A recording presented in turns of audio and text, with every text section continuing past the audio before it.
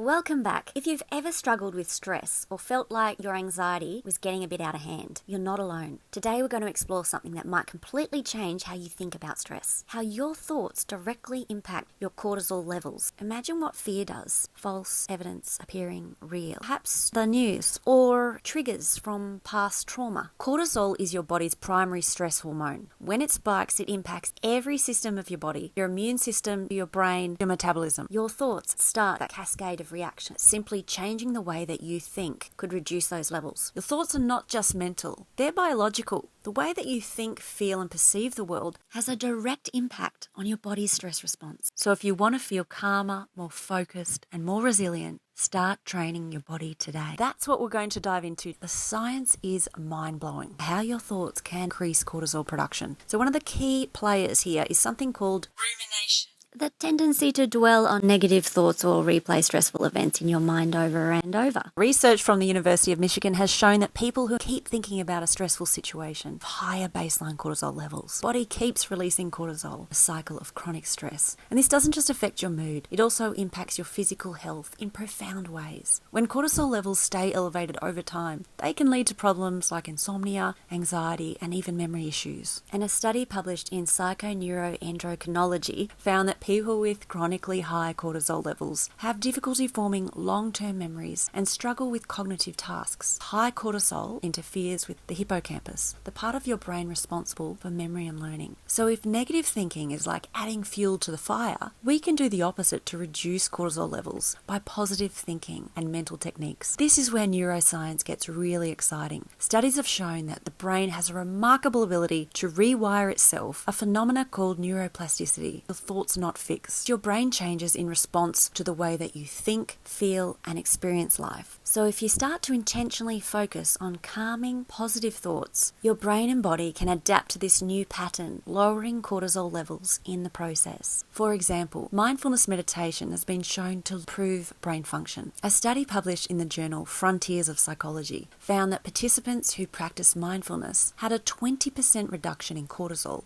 over just 8 weeks of training, because mindfulness helps your brain shift from an overactive stress response to a more balanced, calm state. But it's not just about meditation. Simply changing your narrative and the story that you tell yourself about a stressful situation can alter your cortisol levels. A study in psychological science showed that people who reframed their stress as something that could help them grow, rather than something that was threatening, had lower cortisol levels during stressful tasks. They were able to handle the same stress, but their bodies responded to it in a healthier way. Now here's something that might surprise you. Gratitude can literally change your cortisol levels. Sounds too simple to be true. Research from the University of California has shown that practicing gratitude reduces cortisol levels by 23%. By focusing on the positive things in your life, you can lower this stress hormone. Gratitude works because it helps shift your focus away from perceived threats and towards what's going well. This simple shift activates your brain's reward center, the ventral striatum, and helps you feel more connected to your environment. So when you practice gratitude, it sends a message to your brain that you're safe, and this can override the stress response, signaling your body to relax. And it's not just about feeling good in the moment. Over time, regular gratitude practices retrain the brain to seek out positive experiences. A study from the Journal of Positive Psychology found that people who kept a gratitude journal for 21 days showed not only lower cortisol levels, but also improved mood and better overall well-being as a summative effect. So next time you're feeling stressed, try taking a few minutes to write down what you're thankful for. It might just be the quickest way to start lowering your cortisol in the moment. Let's not forget about the power of breathing. It's always mentioned, but controlling your breathing can have a huge impact on your stress response, and the science behind it is pretty fascinating. When you breathe deeply and slowly, you activate the parasympathetic nervous system, also known as rest and digest. This system works against the fight and flight response, helping to bring cortisol levels down. A recent study from the Journal of Neuroscience showed that slow, deep breathing, especially diaphragm breathing, can lower cortisol levels and improve cognitive performance in just minutes. The key is to take deep breaths from your diaphragm, just below your ribcage, not just shallow breaths from your chest. So when you do this, you trigger your body's relaxation response,